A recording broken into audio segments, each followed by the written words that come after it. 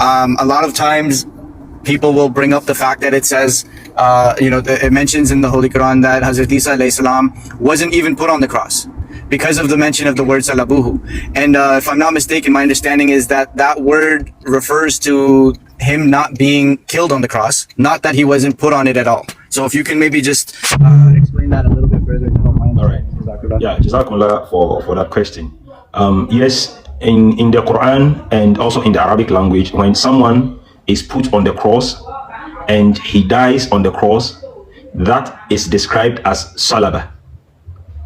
And I mean, for educational purposes, we should also understand that it is not the only process that if someone goes through and passes away has a special description or has a special name.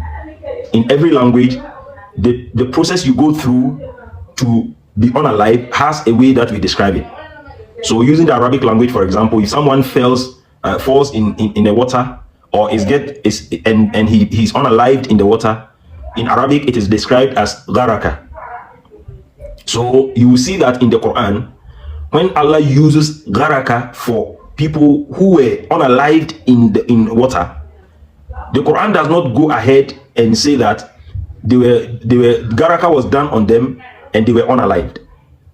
The word itself, gharaka, has a meaning in it to say that the person fell in water and he died in the process, or he died through falling in the water. In the same way, when the word salaba is used, it means that something happened to the person and caused his death. And that thing which happened to him was that he was put on the cross and then he died through it. In English, it is the same. In my language, it is the same. In English, when you say that someone is drowned, anyone who understands English will know that the person fell in water and was unalive or passed away. If you say that somebody is electrocuted, you mean the person has died through an electric shock. In the same way, when you say somebody is crucified, you mean the person is dead by the person being put on the cross. So if you want to negate that, then you put a negation word attached to that word to say that the process started, but the end result, which is that he should lose his life, was not achieved, or they did not achieve the end result, which is that to lose your life. So in the case of falling in the water and being unalive in the process, if I want to negate that, I can say ma gharaka. That means he was not drowned. In the same way, and that will mean that he fell in the water. By that statement alone, it means he fell in the water, but for the life to come to an end, the life did not come to an end when he was in the water. So we will say that ma gharaka. But if he dies in the water, even if we have the body with us, we will still describe it as gharaka. That is why the Quran describes Fir'aun and his people that وَأَغْرَقْنَا آلَ فِرْعَوْنَ, that his people were drowned, but Allah did not say they were drowned and they were unalived. But the word gharaka itself would mean that they were unalived whilst in the water.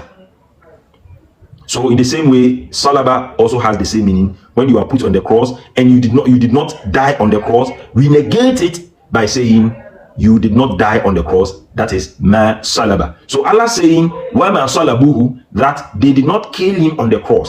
It does not mean they did not put him on the cross. The mere usage of ma salaba or ma salabuhu means that they did something, they put him on the cross, but they did not achieve the purpose which they were looking for. They did not succeed in what they wanted to achieve. So if any Muslim, that is why the verse goes on to say walakin shubbiha lahum. So they did not achieve their purpose for killing him on the cross. Then Allah responded to what actually happened. He resembled as if he was dead. Nabi Isa alayhi salam was on the cross, resembled as if he was dead. Then when you come to the end of the verse, Allah says ma qataluhu yaqinan. That means they did all that they could. They put him on the cross. They made sure that he ends his life on the cross.